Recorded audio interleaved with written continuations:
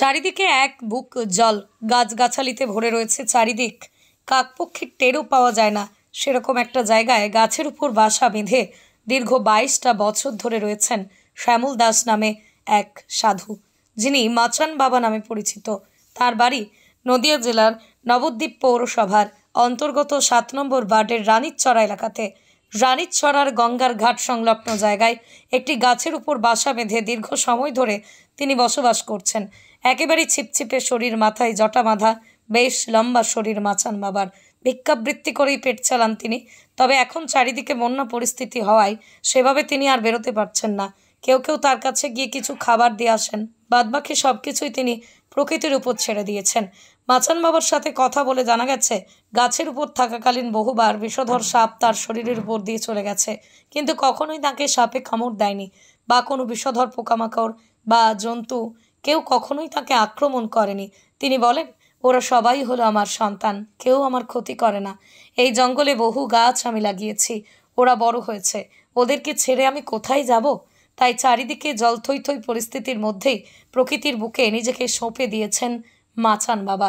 এত কিছুর মধ্যেও বন্যা দুর্গত মানুষের উদ্দেশ্যে বার্তা দিয়েছেন তিনি, সকলেই যাতে সুস্থ থাকে, ভালো থাকে, সেই আশীর্বাদও তিনি করেছেন। আচ্ছা, আপনি তো এখানে রয়েছেন কত বছর ধরে এখানেই গাছের মধ্যে ঘর করে রয়েছেন? আমি 22 বছর হয়ে গেছে। 22 বছর হয়ে গেল। আর এই এখন তো মোটামুটি গঙ্গার জল অনেকটাই বেড়েছে, এখানে প্রায় ডুবন জল। তা এখানে আপনার কোনো সমস্যা বা অসুবিধা হচ্ছে না? কোনো সমস্যা নেই, কোনো নাই, অসুবিধা নেই। হ্যাঁ, জল বাড়ছে, কোনো সময় কমছে।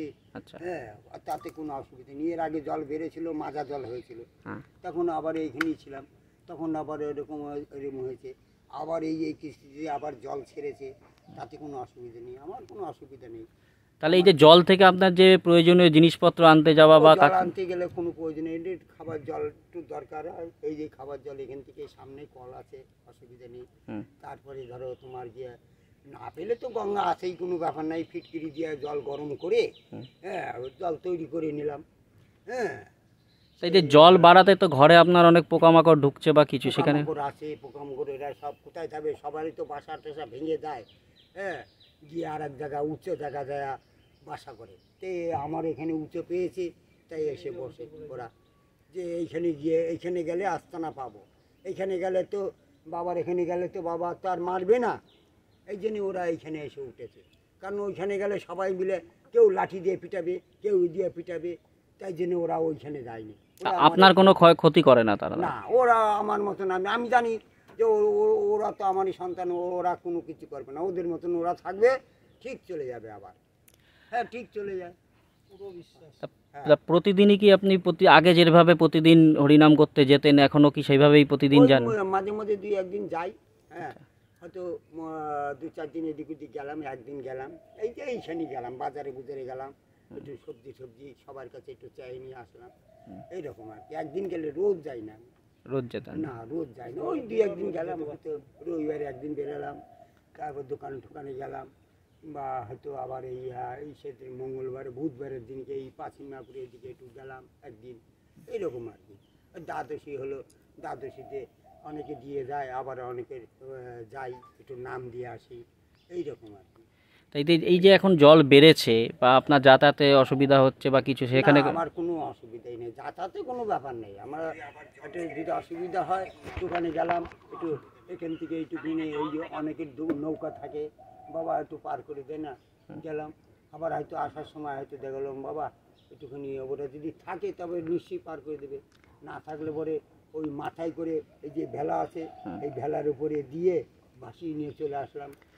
মোটামুটি তো বহু জায়গায় বন্যা পরিস্থিতি তৈরি হয়েছে। হ্যাঁ, তা সবার জন্য কি বার্তা দেবেন বা কি বলবেন? সবার জন্য বার্তা দেবো যে সবাই মিলে কিছু না কিছু, একবারে খালি হয়ে যায় না, সবার জন্য বার্তা দেই যে খাবারের জন্য সবসময় কাছে কিছু কিছু কিছু রাখবে, এবং বার্তা দেই সাবধানে চলবে এবং সাবধানে থাকবে। হ্যাঁ, এই হচ্ছে ব্যাপার। কারণ হচ্ছে আশি জিনিস খাবে না, কারণ এখন জলের ব্যাপার। হ্যাঁ, নোংরা কোনো জিনিস রাখবে না এবং নোংরা হয়ে থাকবে না, পরিষ্কার পরিচ্ছন্ন থাকবে, এই বার্তা দেই। সবাই যেন ভালো থাকে, সুখে থাকে, আর কি কামনা করব। এই তো, সবাই যেন ভালো থাকে, আশি খাবে না, কেউ। পশ্চিমবঙ্গ সরকার অনুমোদিত স্বাস্থ্যসাথী মান্যতাপ্রাপ্ত রোগী পরিষেবার বিশ্বস্ত প্রতিষ্ঠান দামোদর হেলথ কেয়ার। এখানে রয়েছে semi modular OT, OPD, general medicine, gynaecology, gynae surgery, general surgery, orthopaedic surgery, ENT surgery, advance physiotherapy clinic, medicine বিভাগ, অ্যাডভান্স ডায়াগনোসিস সেন্টার সহ নানান পরিষেবা রয়েছে। 24 ঘন্টা লিফট পরিষেবা, এছাড়াও 24 ঘন্টায় থাকছে অ্যাম্বুলেন্স পরিষেবা, সাথে মেডিকেল ইন্স্যুরেন্সের মতো প্রয়োজনীয় সুবিধাও। এছাড়াও রয়েছে ওষুধের দোকান। ঠিকানা মিলমোড়, কতুলপুর, বাঁকুড়া।